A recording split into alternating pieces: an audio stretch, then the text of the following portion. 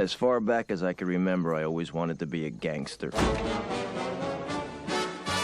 The opening scene to a film is quite possibly the most important scene for any filmmaker. It's that first few minutes a director must take advantage of in order to keep the viewer invested in the production. In the past, newly released films were only ever first shown in theaters. The pressure for a filmmaker to make that opening scene interesting just wasn't there as much as it is today. For most of film history, a filmmaker's most gripping scene didn't need to be at the beginning of the film. People would rarely just leave the theater straight away or take their DVD or VHS tape back to the video store immediately. Today, however, everything is online. Over the past year, for obvious reasons, films have been first released on streaming sites, meaning people, such as me, who can't get invested in a film during that opening sequence will likely click off the movie they are watching. So today, more than ever before, the opening scene is the most important scene of the film. However, the greatest two opening scenes ever aren't from recent releases. They are from 20th century films. So what the heck are they then? Get to the point.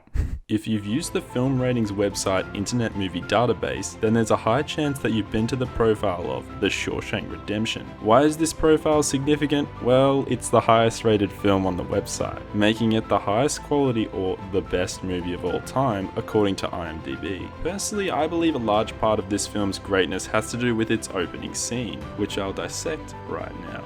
But before I do, it's important for me not to reveal anything about this film just in case the viewers watching this have never seen it. Because most of the time when people watch the opening scene of a film, they really just know nothing about it. So if you've never seen The Shawshank Redemption, here's how it starts.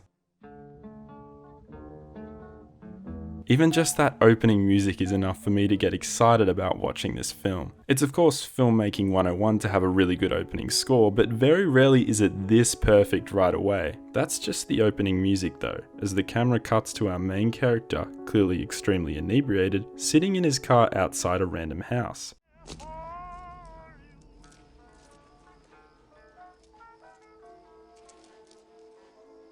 The great thing here is how the scene is set. That shot of him drinking in his car, the house he's in front of, and the music lets the audience pretty quickly figure out what's going on here. They're able to easily figure out where this man exactly is, why he's there, and why he's also intoxicated. It's clearly painfully obvious, but the filmmaker letting the audience figure it out for themselves is the best part. We have the accused at the scene of the crime, we have footprints, tire tracks, we have bullets strewn on the ground which bear his fingerprints. The courtroom scene shows us how evil the opposing lawyer is towards Andy Dufresne, our main character, and just how easily swayed the judge is after the lawyer endlessly pleads for Andy's imprisonment. The unfairness of the situation is of course what evokes anger in the viewers, but it's the sentencing of Andy Dufresne that just makes this scene for me. I hereby order you to serve 2 life sentences back to back. 1 for each of your victims. So be it. The scented face of Dufresne in the shot as he looks shocked at his sentencing, cultivated by the hammer to the heart the judge hits down, completes a truly remarkable opening scene. Only the most simplistic and unimaginative of filmgoers would turn the film off at this point. This scene is just the how-to guide on making the perfect opening scene to just hook your audience into your film. Now, the second opening scene is much simpler and shorter than the previous mentioned one. The Green Mile's opening scene shows us a bunch of what seems to be police rangers going through cotton fields seemingly trying to find a criminal. The film doesn't tell us who they are trying to find, what the story is entailing, nope.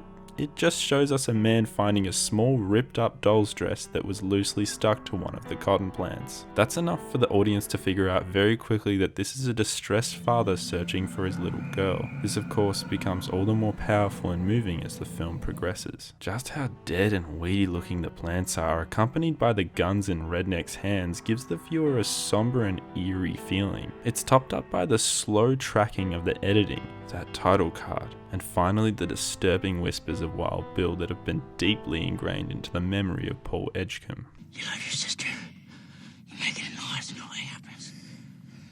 All I can say is you've got to watch this movie if you haven't already yet. It's just remarkable. All of this makes for a powerful and goosebump-inducing opening scene. It's just too moving and too interesting for any viewer to not want to continue watching, as the urge to see what happens is just far too strong at this point, even after only 40 seconds. I remember watching this for the first time at school of all places, meaning I wasn't consciously choosing to watch this film at all. However, as soon as I saw that opening 45 seconds, I was just hooked to the story. That is how you make an opening scene to your film. You want to know the most amazing thing about these two opening scenes? Yeah, you probably already knew if you know these movies very well. They were directed, by the same guy, Frank Darabont, my favorite filmmaker of all time. I usually sometimes despise filmmakers or even YouTubers who make very few films or very few YouTube videos on their channels, but Darabont perfectly constructed these two stories when he put together these Stephen King story adaptations. And yes, two stories by the aptly named Story King. It's his opening scenes that, in my opinion, is where his legacy lies, as his two most successful and iconic works have the greatest two movie openings ever.